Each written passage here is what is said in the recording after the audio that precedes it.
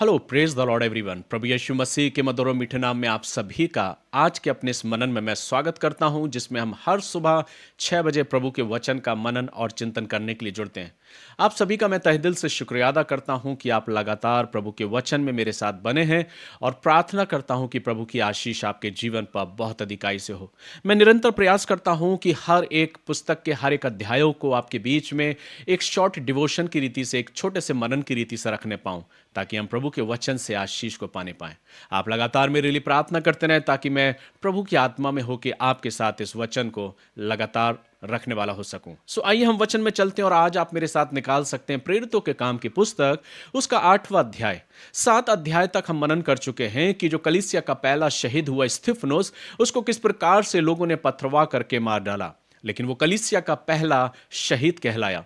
और उसके बाद जब हम वचन को आगे पढ़ते हैं तो 8वां अध्याय मुझे इस बात को दर्शाता है कि जब स्तिफनुस को लोगों ने मार दिया पथरवा करके, तो कलीसिया में एक बड़ा अत्याचार आया। जैसा कि वचन में लिखा है, कलीसिया पर अत्याचार। उसी दिन यरूशलेम की कलीसिया पर बड़ा उपद्रव आरंभ हुआ और प्रेरितों को छोड़ सबके सब यहूदिया और सामरिया में तितर बितर हो गए। कुछ भक्तों ने स्तिफनुस को कब्र में रखा और उसके लिए बड़ा विलाप किया। परमेश्वर का वचन बताता है कि जब स्तिफनुस को लोगों ने उठाकर कब्र में रखा और जितने भी लोग थे वो सब प्रेरितों को छोड़कर भाग गए। वे तितर-बितर हो गए और वे यहूदिया और सामरिया में जाकर फैल गए। लेकिन जैसा कि हम जानते हैं कि कितना भी अत्याचार और सताव क्यों ना हो, परमेश्वर का वचन किसी भी रीति से रोका नहीं गया। जब इस वचन का मैं मनन कर रहा था तो मैं प्रयास किया कि आपके समक्ष इस वचन को बहुत थोड़े से शब्दों में आपके बीच में रखने का मैं प्रयास कर रहा हूं। जैसे ही हम वचन को पढ़ते हैं तो लिखा है कि शाऊल कलीसिया को उजाड़ रहा था और घर घर घुसकर पुरुषों और स्त्रियों को घसीट घसीट कर बंदी गृह में डाल रहा था। हम जानते हैं कि शाऊल भी उस स्तिफनुस के साथ उस हिस्सेदारी में भागीदार था जब लोग उसको पथरवा करके मार रहे थे। शाऊल भी लोगों को इसी प्रकार से अत्याचार कर रहा था और एक भयंकर अत्याचार उन कलीसियाओं पे आया, जिसके कारण बहुत से लोग प्रेरितों को छोड़कर अलग अलग जगह यहूदी और सामरिया में तितर-बितर होकर फैल गए। लेकिन वचन क्या कहता है, जो तितर-बितर हुए थे वे सुसमाचार सुनाते हुए फिरे और फिलिप्पुस सामरिया नगर में जाकर लोगों को मसीह का प्रचार करने लगा। किसी भी सताव ने परमेश्वर के वचन को रोक नहीं पाए। सताव आए, उपद्रव आए, तकलीफें आई, लेकिन परमेश्वर का वचन उसी तेजी के साथ लोगों के बीच में फैलता गया और लोग मसीह की देह में जुड़ते गए। वचन कहता है कि फिलिप्पुस जाता है और उस सामरिया में जाके लोगों को मसीह के प्रचार को करता है। और फिलिप्पुस के द्वारा, ये वो फिलिप्पुस है जो 7 सेवक जो चुने गए थे परमेश्वर की आत्मा से परिपूर्ण, उन 7 सेवकों में ये फिलिप्पुस भी था। और वचन कहता कि उसने बहुत से सामर्थ्य के काम किए और बहुत से लोग उसके द्वारा चंगाई को पाते थे और बहुत से चिन्ह और चमत्कार उसने दिखाए, जिसके कारण बहुत से लोग परमेश्वर के उस वचन की ओर फिरने वाले हो सके। जैसे ही हम वचन में आगे पढ़ते हैं तो परमेश्वर का वचन मुझे और आपको इस बात को बताता है कि जब फिलिप्पुस उस लोगों के बीच में, उन सामरिया के बीच में जब वचन प्रचार का कार्य करता है, तो एक शख्स है जिसका नाम शमौन जादूगर है। और वो शमौन जादूगर जो है, जिसके विषय में 9वें पद में लिखा है, एक मनुष्य था जो जादू टोना करके सामरिया के लोगों को चकित करता था और अपने आप को एक बड़ा पुरुष बताता था। ये एक जादूगर था, लोगों को भ्रमित करता था। लेकिन जब इसने फिलिप्पुस के द्वारा उस वचन को सुना तो परमेश्वर का वचन कहता है कि फिलिप्पुस के द्वारा सुने हुए उस प्रचार के द्वारा उसके जीवन में एक परिवर्तन आया। और जब परिवर्तन आया तो उसने बैप्टिज्म लिया, बपतिस्मा लिया और अपने जीवन को परिवर्तित किया।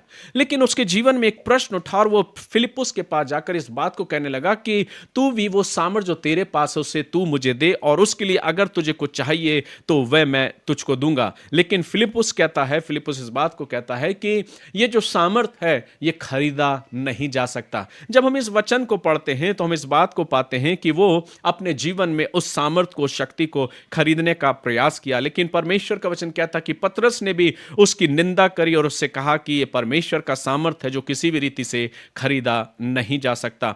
तब 18वें पद को अगर पढ़ेंगे तो लिखा है, जब शमौन ने देखा कि प्रेरितों के हाथ रखने से पवित्र आत्मा दिया जाता है तो उनके पास रुपए लाकर का, यह अधिकार भी मुझे दो कि जिस किसी पर हाथ रखूं वह पवित्र आत्मा पाए। यह शमौन जादूगर है जो जाकर पैसों के बल पर उस सामर्थ को खरीदना चाह रहा था जो फिलिप्पुस के पास और पतरस के पास है, और वो सोचता है कि शायद ये पैसों के बल पर खरीदा जा सकता है।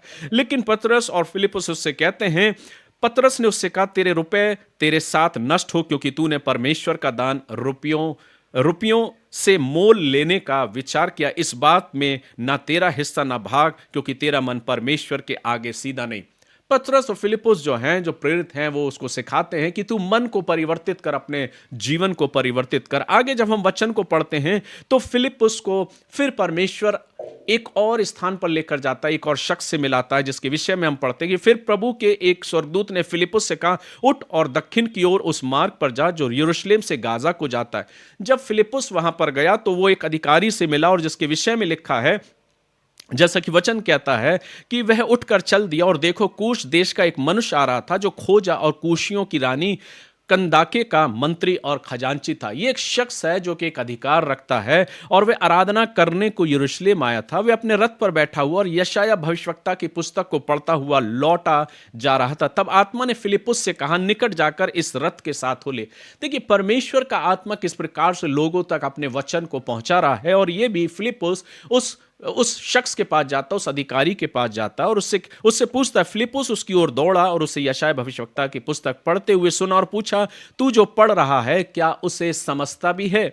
उसने कहा, जब तक कोई मुझे ना समझाए तो मैं कैसे समझूं? और फिर उसने फिलिपुस से विनती की कि वह चढ़कर उसके पास बैठे। आगे हम पढ़ते हैं कि पवित्र शास्त्र का जो अध्याय वह पढ़ रहा था वह यह था, और तब वो अध्याय उसको बताया जाता कि कौन सा अध्याय वो पढ़ता। लेकिन यहां पर खोजे से फिलिपुस ने पूछा, मैं तुझसे विनती करता हूं, यह बता कि भविष्यवक्ता ये किसके विषय में कहता है, अपने या किसी दूसरे के विषय में? फिलिपुस ने अपना मुंह खोला और इसी शात से आरंभ करके उसे यीशु मसीह का सुसमाचार सुनाया।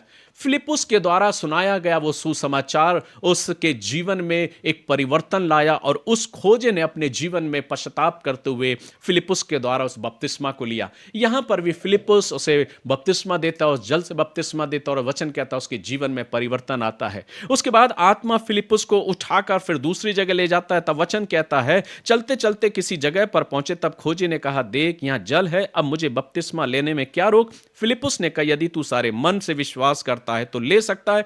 उसने उत्तर दिया, मैं विश्वास करता हूं कि यीशु मसीह परमेश्वर का पुत्र है।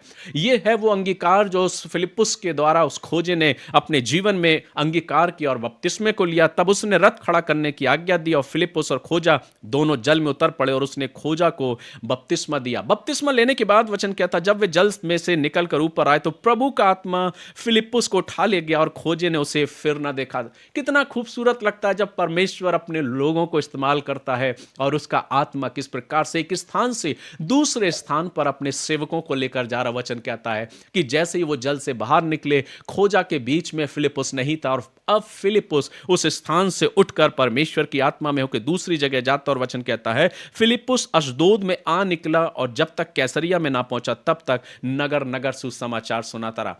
परमेश्वर अपने लोगों को इस्तेमाल करता, परमेश्वर अपने सेवकों को इस्तेमाल किया, और जैसा कि वचन कहता है कि फिलिपुस को प्रभु उस खोजे के पास लेकर जाता है, वो उस रथ पर बैठता है, उसके जीवन से बातचीत करता है, उसका मन परिवर्तित होता है, पश्चाताप करता है, मन फिराता है, बपतिस्मा लेता है, और जैसे ही बपतिस्मा लेकर बाहर निकलता है, फिलिपुस जो है वो परमेश्वर के आत्मा में उठाकर अशदोद में पहुंचा दिया जाता है। और वो अशदोद से लेकर कैसरिया तक वचन कहता है, जब तक वो ना पहुंचा, नगर नगर सुसमाचार सुनाता रहा। तो इस वचन से मुझे और आपको सीखने को क्या मिलता है? सबसे महत्वपूर्ण बात, जब हम इसे पढ़ते हैं तो ये बात मुझे सीखने को मिलती है इस 8वें अध्याय में, कि कोई भी सताव परमेश्वर के वचन को प्रचार करने से रोक नहीं सकता।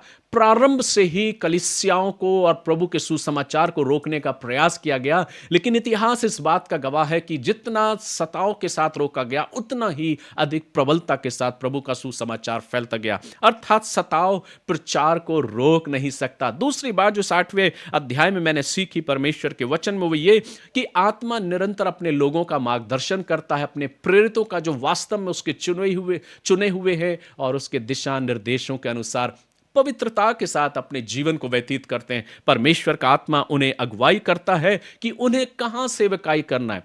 फिलिपुस को बार बार परमेश्वर के आत्मा ने सेवकाई करने का मौका दिया, और वचन कहता है कि जब सताव बढ़ा तो फिलिपुस सामरिया और यहूदिया में आया, और उसके बाद फिर आत्मा उसे खोजा के पास लेकर गया, फिर उसके बाद उसको उठाकर अशदोद और कैसरिया में लेकर आया। यह सब इस बात को दर्शाता कि परमेश्वर का आत्मा अपने लोगों की अगुवाई करता और मार्गदर्शन करता है कि उन्हें किस स्थान पर सेवकाई को करना है। आगे जब हम वचन में पढ़ते हैं और इस वचन के द्वारा जो जो बातों को मैंने मनन किया और देखा वो ये कि सच्चा विश्वास और सामर्थ कभी खरीदा नहीं जा सकता। जैसा कि शमौन जादूगर कहता कि मुझसे रुपए ले ले और वो सामर्थ मुझे दे, लेकिन आज ये वचन मुझे सिखाता कि प्रभु की सामर्थ को हम रुपयों पैसों से तौल नहीं सकते और उसे खरीद नहीं सकते। खोजा ने जो सुसमाचार को सुना और जो बहुत से लोगों ने सुसमाचार को सुना, जिसमें शमौन भी है जो जादूगर है, ये इस बात को इंगित करता कि सुसमाचार हर एक प्रांत और हर एक जाति के लिए, सब लोगों के लिए सुसमाचार है और हर कोई इस सुसमाचार को स्वीकार कर सकता। शमौन जादूगर ने किया, खोजे ने उस सुसमाचार को स्वीकार किया और अपने जीवन में परिवर्तन लाया। ये सुसमाचार प्रत्येक मनुष्य के लिए है और प्रत्येक जन के लिए कि वे अपने जीवन में प्रभु के उस उद्धार को पाने पाए। सो आशा करता हूं कि आज का ये वचन आप सभी को जरूर आशीष प्रदान किया होगा। प्रभु के अनुग्रह में यूं ही बढ़ते जाएं। मेरे लिए प्रार्थना करें, मैं भी आपके लिए लगातार प्रार्थना कर रहा हूं कि प्रभु के वचन को हम यूं ही उसकी आत्मा की अगुवाई में सीखने पाए। आइए हम दुआ करें। प्यारा खुदावंद, एक बार फिर से बड़ी नम्रता और दीनता के साथ आपके करीब आते हैं। धन्यवाद देते हैं इस सुंदर पल के लिए, इस समय के लिए प्रभु, कि आपने अपने वचन को सीखने की समझ हम में से हर एक को प्रदान करी। जो वचन बोया गया प्रभु, इस वचन के द्वारा हम अपने जीवन में आपकी आशीष को पाने पाएं। हर एक सुनने वालों पर आपकी आशीष हो। खुदावंद यीशु मसीह के नाम से को मांगते हैं, आमीन। God bless you. प्रभु आप सभी को आशीष दे। आज का दिन और आज का जीवन प्रभु के अनुग्रह में आप यूं ही व्यतीत करें। हम कल फिर मुलाकात करेंगे। तब तक प्रभु आप सभी को संभाले। जय मसीह की।